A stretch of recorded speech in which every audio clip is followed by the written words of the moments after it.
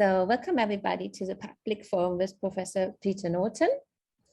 I'm your MC today. My name is Lena Huda and I'm the Vice President of WalkSydney. And I would like to begin to acknowledge with the traditional owners of the land on which we meet today. I would also like to pay my respect to elders past and present. I am joining from Wollongong, which is Darawal country. And please feel free to welcome to the chat function where you're coming from. And our event today is co-hosted by 3 groups.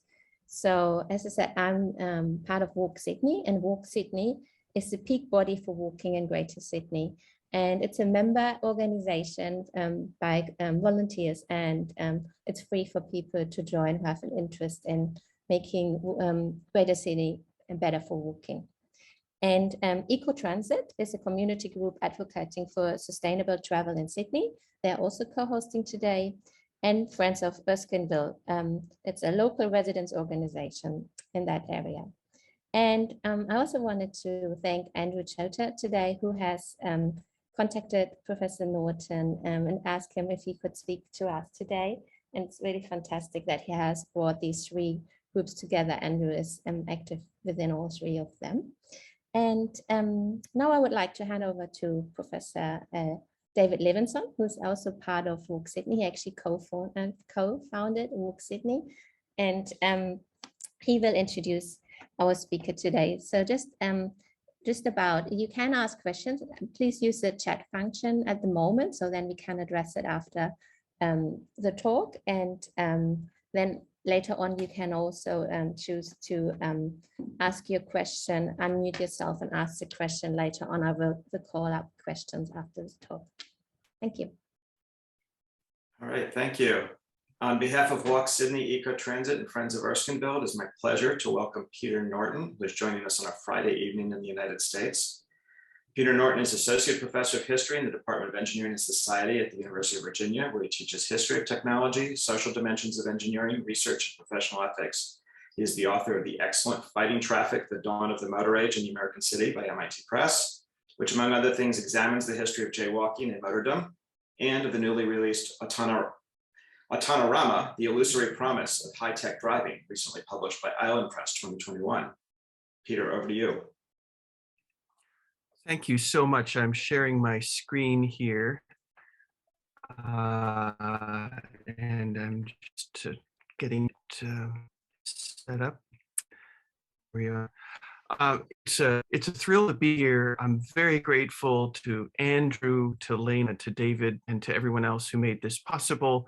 And it's a big honor to be among people who are helping to get us back to common sense mobility. I want to stress that this is a return to common sense mobility that I think we have in mind, and not just inventing it for the first time.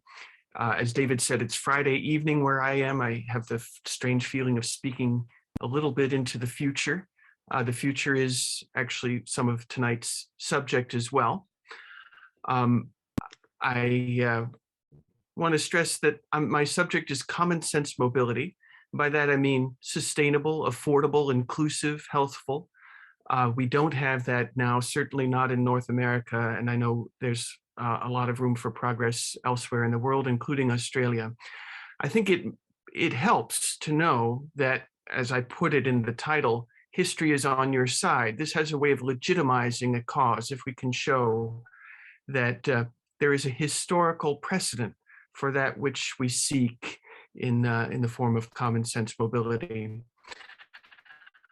I think we learn from history why my Fighting Traffic is entirely historical, but I try to apply the lessons of history to the future in Autonorama, especially as a caution against promises of perfection. So when I speak about common sense mobility, I think that can be juxtaposed against the promise of transportation perfection, which I think has recurrently gotten us into trouble when we abandon transport sufficiency for the sake of transport perfection. We dig ourselves into an ever deepening hole that we are still struggling to get out of, and we won't get out of it until we abandon fantasies of transport utopias for the sake of everyday ordinary transport. Now, I want to begin by stressing that common sense mobility is not new. And as you can see in this little outline of where I'm going, I think there have been 4 generations of promises of perfection. I adopted General Motors' term for those promises here in the word Futurama. And I want to suggest a little bit about how we can get back out of this. Now, I think we got into this difficulty, and by that I mean the vain pursuit of transport perfection, by mixing up tools and solutions. And it wasn't through carelessness. It's rather because the people selling tools learned that they can sell more tools if they call their tools solutions. Now, if you look around and listen, you'll notice, as I'm sure you all have, that many people, especially people in marketing, use tool and solution interchangeably as if they mean the same thing, and solution has become the preferred term. But I want to caution us that there is no solution. A solution is something that solves our problems for us. And I think we have to always remember that it is we who solve our problems, and we need technology to do it. And when we choose that technology and put that technology to work for our chosen purposes and choose our tools, we are making technology into the tools that empower us. And when we think of technology as solutions, we surrender that control and fall into a kind of fantasy world where tools operate themselves and solve our problems for us. This is a great way to sell tools, but a very bad way to solve problems. I thought it would begin by connecting this with Australia, where we see here a letter to the editor from 1973, when the Opera House in Sydney was new, and we see already a complaint about unsatisfactory parking. And I think it's refreshing to know that there are people objecting to this kind of mentality right back then as well. Here's a reply from another Sydney area resident who rather strongly objects to this demand that there be parking at the Opera House. The expectation that everyone, even in a big city like Sydney, should be able to park wherever they go is an idea that originated in the US and was exported around the world, including to Australia. It would be a beautiful thing if Jill Mullins, I hope, is still with us, and if she's uncovered, because I think this is a wonderful rejoinder to Davis's letter. We see history on our side in the form of, both in the US and in Australia, a long history of advocacy for something better. These cyclists are blocking motor traffic in Sydney in 73, 74, in part in response to the oil embargo of those years, but also as a demand for a more sustainable common sense mobility mode. And of course, what they were really doing is recovering something that was lost on the Harbor Bridge.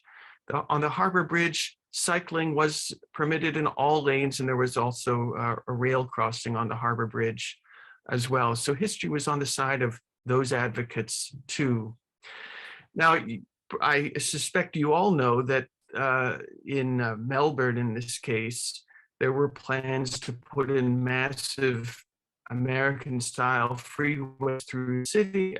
These plans, of course, were substantially pursued, and many of these roads were completed.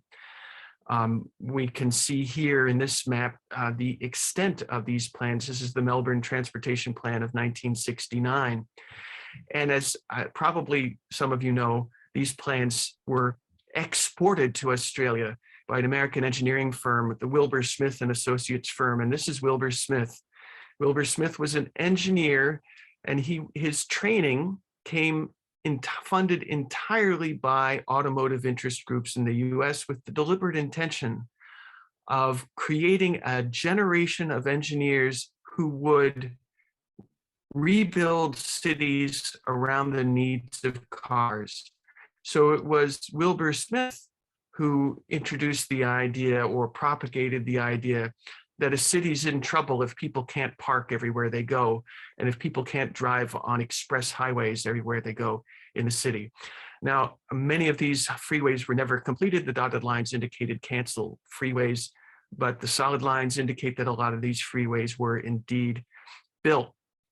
Now, I think of this as a kind of intelligent foolishness. In other words, the engineering takes intelligence, but the idea of conforming a city to the requirements of an automobile is, I think, fundamentally quite foolish. It's the least spatially efficient mode. It's expensive. You know all the rest.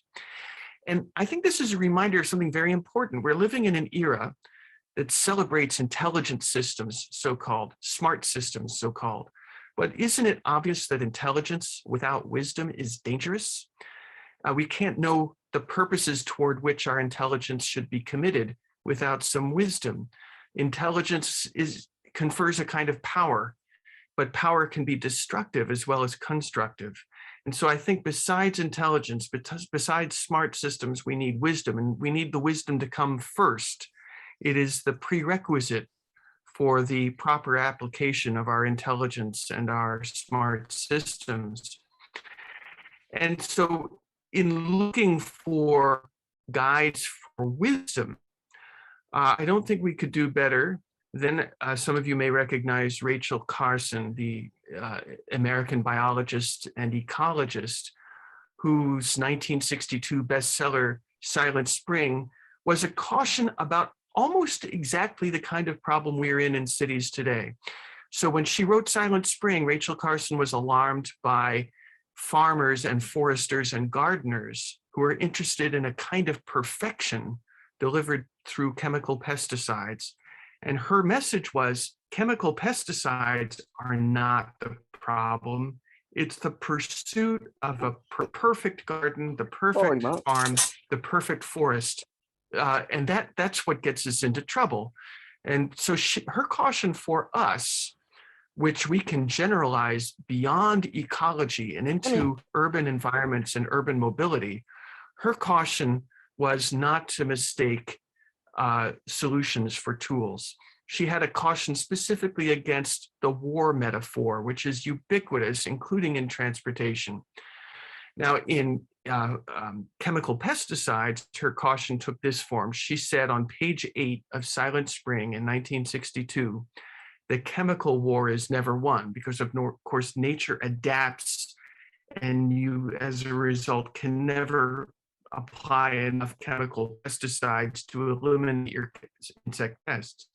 Now, how do we apply this wisdom to our interest in urban mobility and sustainability? Well, if we replace this word chemical with the word traffic, the statement is equally valid and for exactly the same reasons. And the reasons are that the pursuit of perfection in urban environments is a fool's errand. This is not the kind of situation where you pursue perfection.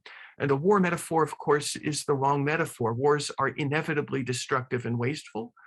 We need a different metaphor than the war metaphor. And Rachel Carson was offering us wisdom.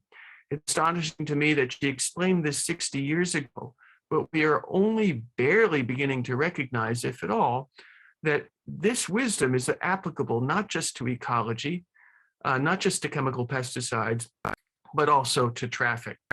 So to sort of symbolize this message, she's making a distinction between something that delivers perfection, a solution, a magic wand, which is what I'm trying to represent on the left there. This is a deception. What we need instead are tools. Notice the hammer is a tool we use for our purposes. It empowers us, unlike the magic wand, which is a solution with which we have no relationship. It's the thing that delivers for us.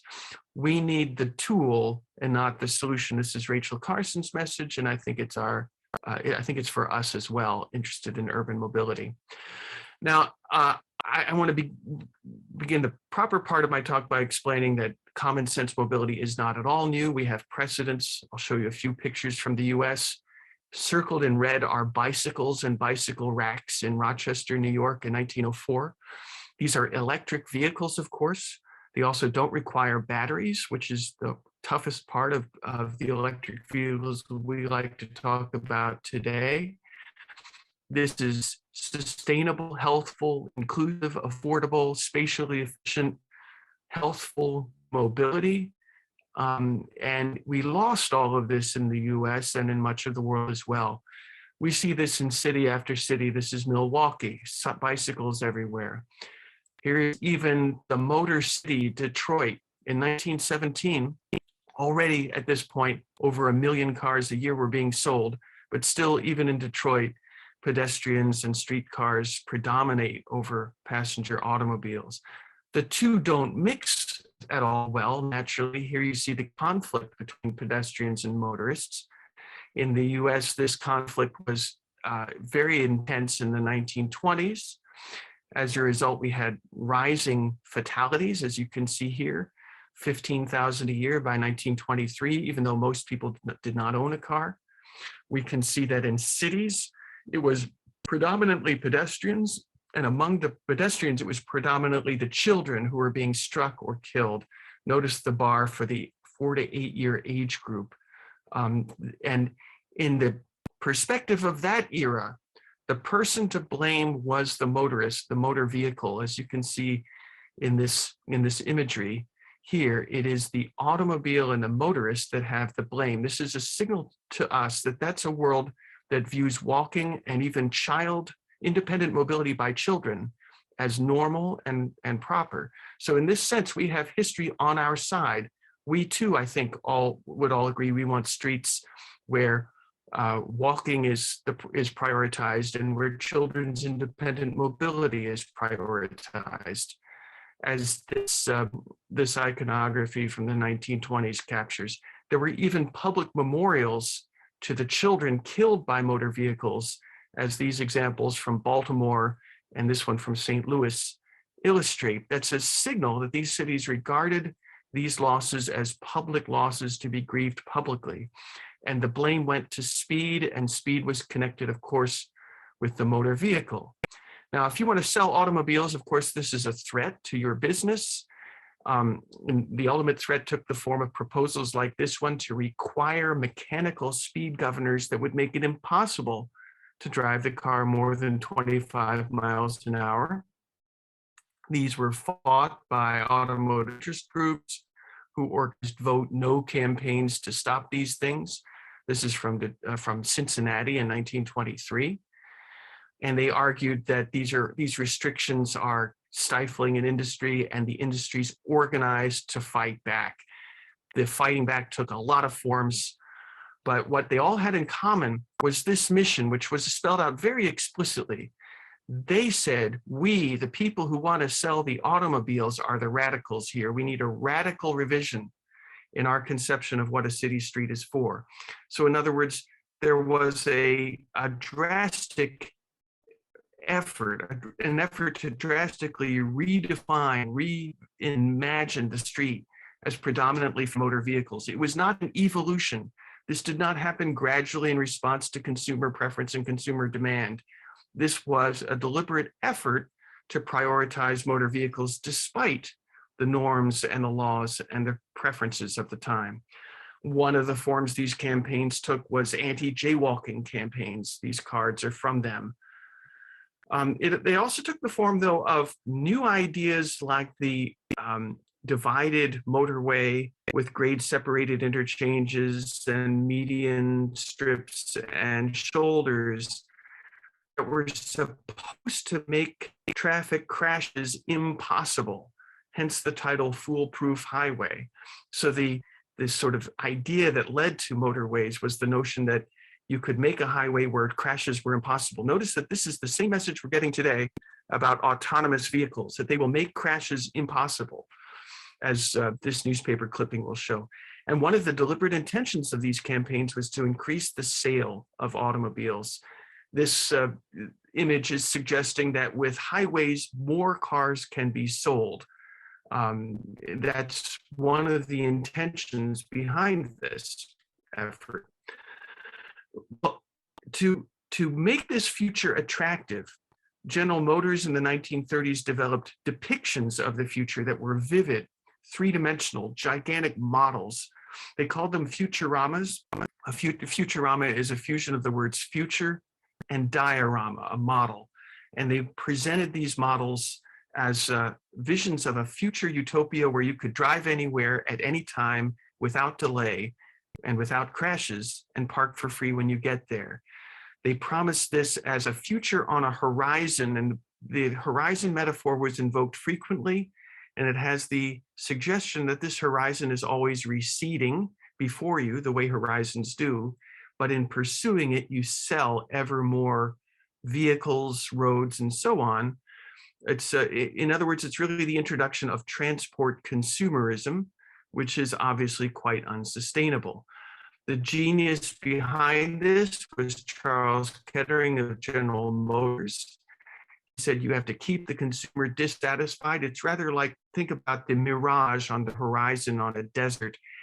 The thirsty person lost in the desert pursues the mirage, seeking satisfaction, but never getting satisfaction. And it's that vision on the future, on the horizon, that keeps you going, that keeps you consuming in this case. Shell Oil Company had a model of this city of tomorrow, which at this time meant the city of 1960. And one of the engineers on the left, Miller McClintock, behind this idea, who was funded entirely by the automotive industry, was also one of the teachers of Wilbur Smith. So this is a direct legacy, in other words, of this effort was the Wilbur Smith plan for Melbourne. And Wilbur Smith's plan was he had plans on all 6 inhabited continents for dozens of cities like this.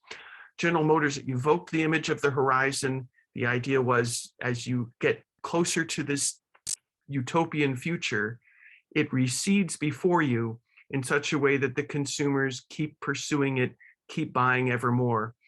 The ultimate expression of this, as most of you I think will have heard of, is Futurama model in the Highway Horizons exhibit at the New York World's Fair in 1939 and 40. When you went there, you saw the city of 1960, the city of 20 years in the future, where everything seemed to work. It's a model. It didn't have to literally work. It just had to appear to work. We can compare this vision of the city of 1960, the city of 20 years into the future, with the actual city of 1960, side by side. Here is Portland, Oregon in 1962. It's not surprising that if you funnel this volume of motor vehicles into a city, you have to eviscerate the city to fit all cars in. This is a kind of obvious madness. On the other hand, it's a success story if you're selling cars, with the exception that you're going to get a lot of criticism, and there was indeed a lot of criticism. People forget, when I hear the 50s invoked in reference to cars, I usually hear the assumption that everybody was okay with this. They were not. There was a lot of criticism. What was happening, of course, was there was a promise of perfection, no congestion thanks to highways. But when you actually put this in, this is Paradise Valley, the African-American neighborhood of Detroit in 1959. This is what happens when you apply the Futurama vision to it. This is the same view 2 years later. On the left, you can see a church steeple that you can also see on the right. Black Detroit was completely erased, at least this part of it was completely erased for suburban vehicles, which of course were overwhelmingly driven by white people from segregated suburbs. And then the center of Detroit was turned substantially into car storage. So this is a devastating way to try to, move people in cities. Now this meant that there was a lot of skepticism. And because there was skepticism, a new generation of promises had to be made. Why would people ever believe the new promises when the old promises had failed? The answer is simply we evoke the magic of the latest technology. I think this might sound familiar to us today. Now, the latest technology in the Futurama 2 generation was transistors, also space age and rocket age technology. And so that was a response to the critics like Jane Jacobs, You invoke technology, the amazing electronics, the amazing transistors. None of these things can make car dependency work. None of these things have the slightest chance of making car dependency work, but they're just amazing enough to make credible, incredible promises. The self-driving car was a well-developed vision even in the 1950s, and transistors were supposed to make them work. The word magic is significant because state-of-the-art technology resembles magic. Arthur C. Clarke said that in 1968. And magic has a way of making us believe that the impossible is possible, which is a very dangerous belief because it makes us pursue destructive goals, right? So General Motors had a Futurama 2 exhibit at the New York World's Fair of 1964. Ford had a similar exhibit as well. This is the GM exhibit. But, and those are parking garages on the left, believe it or not. This was supposed to work thanks to transistors. But as you know, there was a lot of resistance to this as well. Here we see Alice Lipscomb opposing the expressway in Philadelphia, in this case successfully. There were new values like, this is the first Earth Day celebration on the New York Times front page in 1970. We have Small is Beautiful coming out in 1973. All of these are criticisms of this kind of wasteful pursuit of a foolish utopia, right? Of course, this means you need a Futurama 3. Futurama 3 really developed in the late 80s and into the 90s. It was never called Futurama 3, but it was exactly the same idea. And it was also a way to sell electronics. The new technology that's supposed to make this credible in the 80s and the 90s is the microprocessor. It did do amazing things, like give us the Apple Macintosh, for example, and because it could deliver amazing things, it could lend credibility to incredible claims. In the US, with the enormous weapons sector, these two things got linked. Now, the Cold War was coming to an end. The weapons contractors the weapons merchants were alarmed that they were losing their biggest customer. So they thought, we need to find a civilian market. And they thought fighting congestion is the way to go. Now, some of you may remember that in 91, during the Gulf War, there were press conferences like this one, where General Norman Schwarzkopf showed video of targets being destroyed with precision. This is when the word smart developed that techie meaning that it has now. In other words, these were called smart bombs. This was free advertising on the news for this stuff. Only 8% of the munitions used in Iraq were so-called smart weapons. But this precision convinced a lot of people that so-called smart technology can do anything. Notice what's circled here. These are weapons dealers saying, we're going to turn our smart weapons into a war against congestion. And I mean, they're really saying this, as incredible as it sounds. They're going to use the same technology to fight congestion. This takes the form of the smart highways boondoggle of the 1990s, in which billions of dollars were wasted developing highways that were supposed to make crashes and congestion both impossible. They got nowhere close to this, although they sure spent a lot of money pursuing it. They achieved little stunts like hands-free driving on test roads. This road has thousands of magnets embedded in it so that the car can follow it along. These cars can follow closely behind each other. Notice the hands out of the windows showing that their hands are not on the steering wheel on this test road. What they have just invented here is the most inefficient train ever built.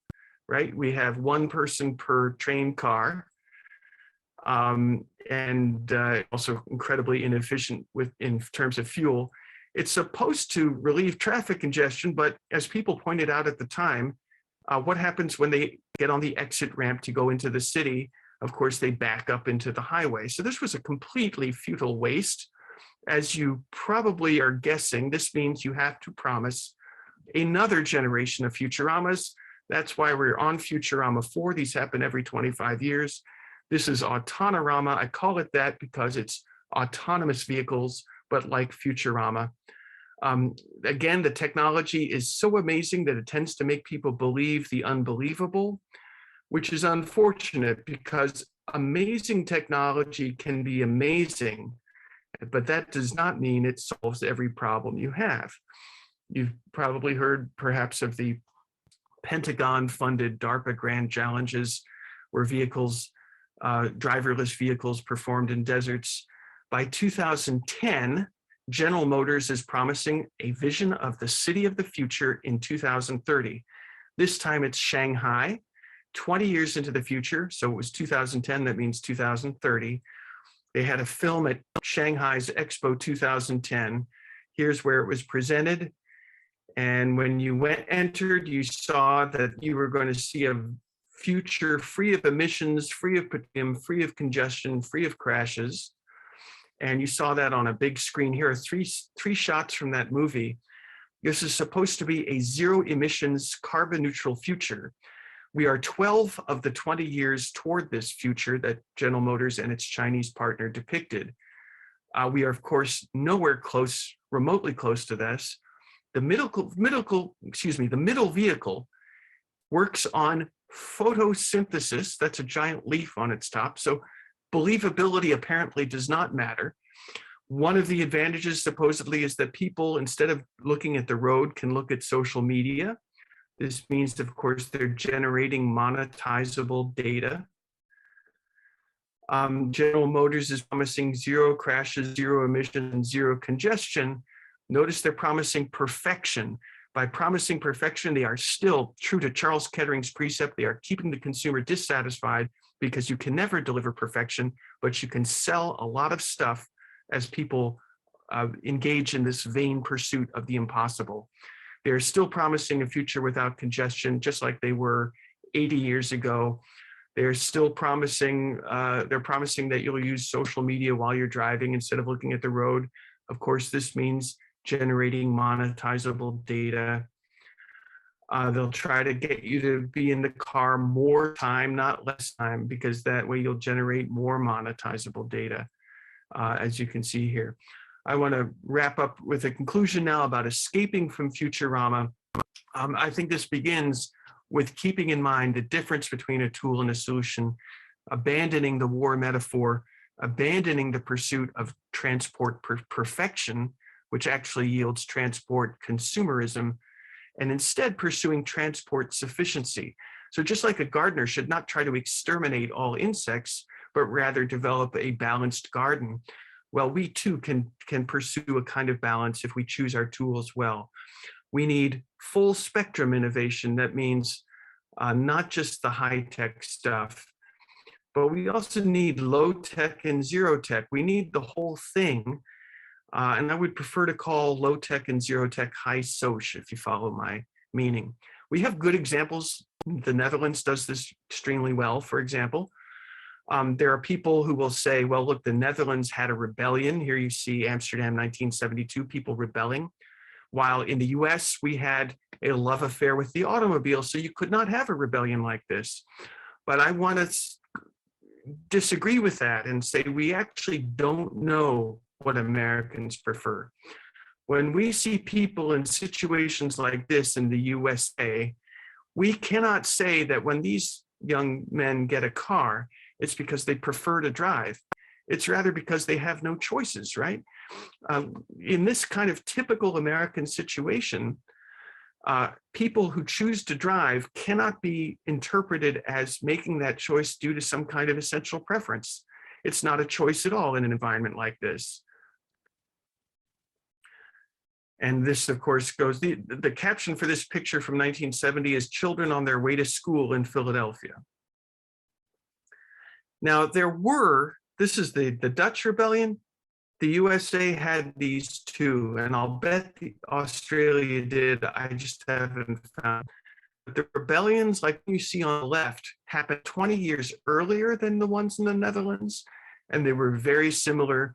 And strangely, they have all been forgotten. They were very common. They happened in all cities in the USA practically. Here's one in Los Angeles, people demanding safe streets for their children in 1958. In Queens, New York in 1959.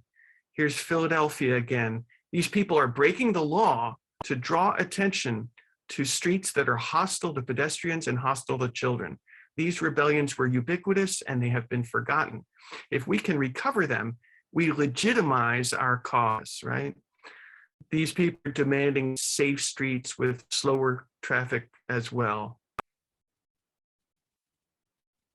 So I think we can do no better than ask ourselves, how can we apply the wisdom that we need to the so-called smart and intelligent systems that we have? And I think Rachel Carson's message for ecology, if we generalize it well, can help us distinguish tools from solutions and thereby help us find a path toward the common sense mobility future we need, that is the healthful, affordable, sustainable, inclusive, and efficient mobility future that we all are seeking. Thanks very much. And I'll stop sharing here. Oh, wow, that was fantastic. Absolutely loved it. You know, I'm actually campaigning for safer streets. So it's kind of also a bit daunting to see how long that has been going on. So yeah, very interesting. And also, yeah, maybe I might ask the first question. What do you think why you know, I'm from Germany, and so obviously Germany is also a lot more focused on walkability, and it's just nicer driver behavior, similar to Holland, not as good, but similar. And I just struggle with this Australian attitude of, you know, the strongest has the right of way, basically, which is not very much with the values otherwise, but in traffic, it seems different. And I don't understand why that is so different in America and Australia compared to these other, like Japan, Germany, Holland. It's not really the question who watches out for who. It's something I don't understand 100%, and I don't know why was it successful in Holland and not in America? Do you think it has to do with the industry power? Is that what you kind of thinking? Yeah. So when I was talking about the 1920s, there were proposals to do things to make streets safer for pedestrians and children, and more inviting places for people in general. And some of those proposals terrified the people who wanted to sell cars in cities. The most striking example was that in 1923, 42,000 people in the city of Cincinnati signed petitions saying, "We demand that every motor vehicle in the city of Cincinnati be equipped with a mechanical speed governor that would make it impossible to drive faster than 25 miles per hour." That's something I'm campaigning for. Okay, well, yeah, and the industry panicked and organized, and I read the accounts of their meetings, and they say, "Boys," of course they were all men, "we have to redefine the street as a place for cars." And so that's why I quoted that editorial where the editorial writer says, "The obvious solution lies only in a radical revision in our conception of what a city street is for," which is a really amazing statement. And it was substantially successful, but it was a very, it took a lot of effort and a lot of imagination to make it work. And I think the good news for us is their success can teach us about how to shift norms, how to shift laws, and how to shift engineering standards, because they did all that 100 years ago in the US. Maybe I can, Sarah, do you want to ask your question, or do you want me to ask it for you? Is that me, Sarah Lowe? Yeah, Sarah Lowe. Yeah, could you ask it, please, Lena? Sorry, I'm home sick with COVID in bed, so I'll spare you my video. Thank you. Okay, she said, "Great talk on work. Thank you, Peter. Apart from the confusion of tool and solution and third for perfection, it sounds like the vested interest of the automotive and defense industries are key. How do you suggest we tackle this? What are the elements of success where this has worked? Such an important question. It would be a long answer to give it a fair answer. I'll try to find a way to answer it briefly. And here's one. We have been through this before with other powerful industries, and I think we can learn from that experience. So one example is cigarette smoking, of course, used to be much, much more common. And as a result, many people lost decades off of their lifespan. And in the 50s already, there was definitive evidence that cigarettes were shortening people's lifespans by decades and impairing their health too. One response to this information by the tobacco companies, well, there were really two main responses. One was at first to cast doubt on the research, right, which we've seen happen, particularly with the climate information. We saw deliberate efforts to cast doubt on the research demonstrating a connection between greenhouse gas emissions and climate. But and that part is, I think, is well known. The second part is maybe less well known, and that is that the cigarette companies tried to convince people that you can keep smoking if you just buy this brand that has this amazing formulation and has this really amazing filter. And the magazine advertisements would have a blueprint of this filter to impress you that this was a high-tech filter. And because it was a high-tech filter, it would be safe to smoke. We know in retrospect that the people who believed that typically lost many years off of their life because of the fact that the filters don't make cigarettes safe. Well, the same is true when we're dealing with people trying to convince us that technology like autonomous vehicles will make car dependency work. The technology will not make car dependency work. And just as ultimately after a delay, thanks to the cigarette company's response, ultimately smoking rates did fall steeply. There are reasons for that fall having to do with public health techniques. If we view the automobile's excesses as a public health problem and apply public health techniques that have been learned and practiced and proven, we can also diminish the incidence of driving in ways that will, to a significant degree at least, be accepted. Thank you. And can I now ask Woyden to ask his question? Or would you rather want me to read it, Woyden? Hey. G'day. Yeah, thanks, Peter, for your very insightful presentation. I'm just wondering, could you please comment on the Sydney motorway, the M4 motorway, which is the main Western motorway, which the government's just implemented new smart technologies and gantries, supposedly using this smart technology to regulate speed and also to supposedly reduce traffic collisions and whatnot. The government's hailed it as a success since it rolled out at the end of 2020, but would you say this is probably another example of just using technology to supposedly solve congestion, which really just encourages more people to use the road? So I probably know less about the specific motorways in question here than everyone on this call. I have learned some thanks to Andrew sharing an amazing documentary film about the motorway projects around Sydney. I can speak more generally about the technology that is supposed to make, control speeds better, improve enforcement, and also charge people for the road capacity that they use. And on that, I mean, I think there is some good news. If we could actually charge drivers for the cost of the road capacity that they use, then we would not have this wasteful situation that predominates now, where drivers typically do not pay anything close to the cost of the road capacity that they use, and therefore are wasteful with it. Just like if you charge 10 cents for a pizza, people will eat too much of it or get too much of it or waste it.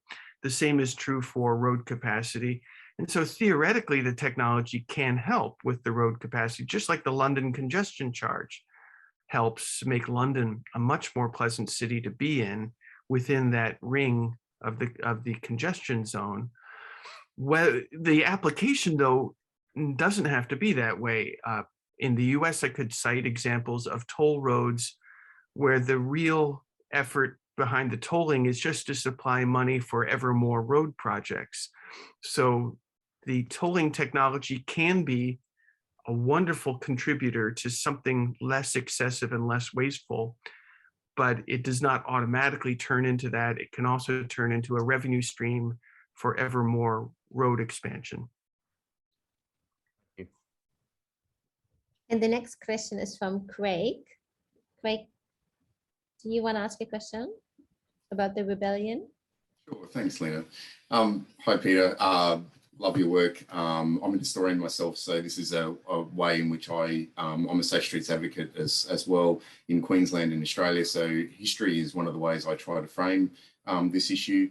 And of course, looking at the Netherlands as an example, my understanding is that in the 1960s and 70s, they were essentially along the same trajectory as American cities. They were demolishing residential buildings, they were building freeways and highways and so on. And their transformation since that time is obviously something that's quite fascinating. And I noted how you talked about rebellion and obviously referred to that rebellion there.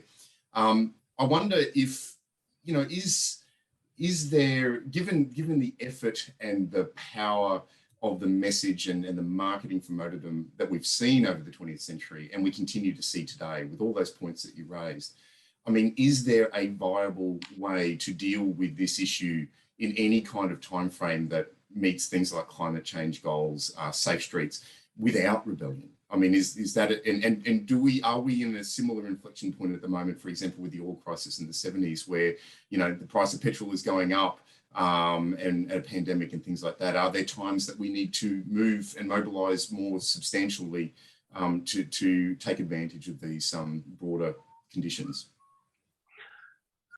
I'm terrified at our current situation. It's quite obvious that change has to happen very quickly, much more quickly than is imaginable. But I think that a rebellion is essential. I think one of the, I think there's a tendency to expect policymakers to rise to the occasion, but policymakers, of course, respond to pressure. They don't create the pressure. And the pressure they typically respond to is the pressure of the people trying to protect their markets. And the only chance we citizens have to compete with that pressure is to make ourselves unignorable, which is what rebellions can do. I think the Dutch have an excellent example here, because their rebellion in the 1960s and 1970s wasn't merely a rebellion, it was also very ingenious. They were very inventive in their rebellion. There's some very interesting work on this. For example, some of the projects of Lud Schimmelpenninck, who was extremely, almost an artist of rebellion, and had a genius for rebelling in ways that opened people's minds, revealed new possibilities, attracted the attention of the media, and so on. But no, I don't see any easy way or obvious way to get where we need to go. All I can do is try to join in the growing number of voices demanding change. Okay, and the next question is from Rachel. Rachel? Thanks very much. Look, a really good presentation. Thanks heaps, Peter, and I look forward to ingesting more of your work. I just wanted to actually make a comment about the Anti-WestConnex campaign in Sydney that is, you know, compared to the struggle in Melbourne against East-West Link and the struggle against the tollway in Fremantle, we weren't as successful. Andrew Tudor was critically involved, so he can comment a bit more. I guess the thing that we look to in Sydney is the green bands. And we know that the militant unions, when they step up, they can be extraordinary, like the Builders Labourers Federation was in the 70s. So I guess my question is, politically, where do you see the unions? Are they going to back us? And also the federal elections in this country are coming up.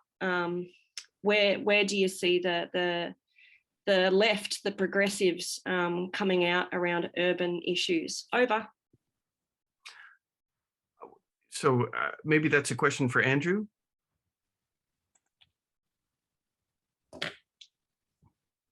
Perhaps, yeah. Well, yeah, I very strongly agree, Rachel. The Green Bands movement and Jack Mundy and the unions played an enormous part in helping to stop motorway expansion in the 70s. And you know, it happened at a time with the oil shocks where there was a sort of a gradual, a begrudging acknowledgement of the problems of car dependency. I think thank you, Peter, because you also explained a lot about those innovative campaigns that have happened, particularly in the Netherlands. And Lena's work, if we can harness the children, parents, and those attitudes as well, that could have a strong influence as well. Okay, next question is by Lee Roberts. Thanks. Hi, Peter. Great to see you in person. Like everybody else, love your work. I have an architecture background, and the Futurama idea and the sort of these utopian visions are so powerful, both in transportation, but also in architecture and the built environment. And I'm just wondering, how do we, is there a way to pitch these ideas that appeals to maybe our natural human inclination to seek perfect solutions or seek utopia? How do we compete against that if we're not promising something that's equally sexy? Right. Well, I think there's a lot to learn from the incredible success of the people who sold us car dependency, because they had all the obstacles that we have. They had, the laws were against them. The engineering standards of that time were against them, and the social norms were against them. And if they could turn those around, I think it's worth studying how they did it and seeing what we can do to counteract it. And I think one of the things that's important is to depict attractive futures that are worth effort pursuing. Futurama was depicting an attractive future with the intention of enlisting popular support behind the vision, in that case of General Motors' idea of the future. So we need attractive visions of the future too. We tend, I think, of course, as we should, to stress the real threats that we face, the dangers, and we have to. But I think it's urgent also that we depict attractive futures, and we do see that. I think to me, one of the most effective examples of this is in the website Street Films. They're made by Clarence Eckerson. I'm sure some of you have seen them. And by just showing us 10 to 20 minute videos of attractive, pedestrian-friendly, bicycle-friendly, transit-friendly, sustainable urban settings, he's helping to make the change we need to frame it positively, to enlist our enthusiasm as well as our fears.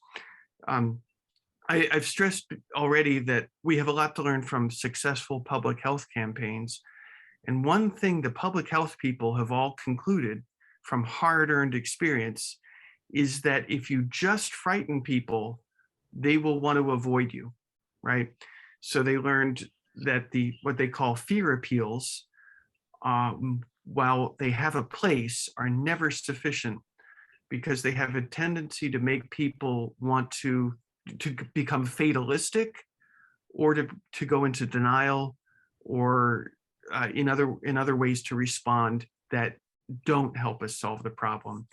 And Futurama was a way of showing us attractive techniques. And so I think we have a lot to learn from those. Okay, now I will give the last question to David Levinson. And I think then we have to let you go to bed, I guess. All right, thanks. Technologies often take a very long time to emerge from when they're first conceived. So, I mean, you've been looking at Futuramas for basically they're 90 years old now. The automobile took 100 years from the first prototypes till mass production and widespread deployment. When are we actually, in your view, going to see hands-off driving become widespread, say the level of automobiles post-World War I? Wow. So I'm not persuaded that we will ever see high-tech vehicles with hands-off driving pervade society to anything like the degree conventional automobiles did, even by the 1920s, let alone the extent to which they have pervaded society now. I think we have been getting a lot of marketing, a lot of attempts to attract investment, and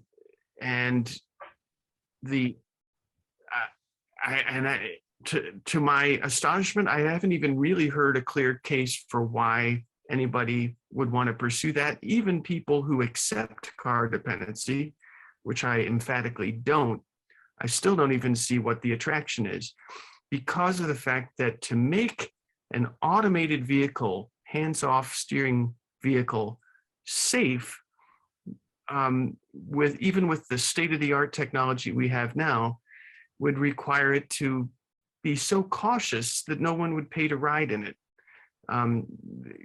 I'm just, the other way to make them work is to turn all urban settings into the equivalent of suburban Phoenix, where we do have Waymo now.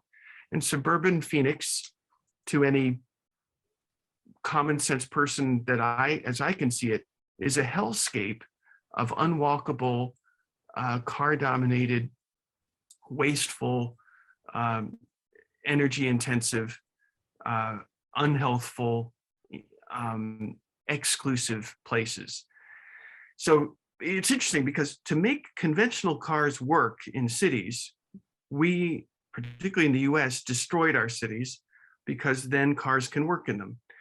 And what the people selling autonomous vehicles are saying, sometimes explicitly, is we have to rebuild our cities again so that the autonomous cars will work in them.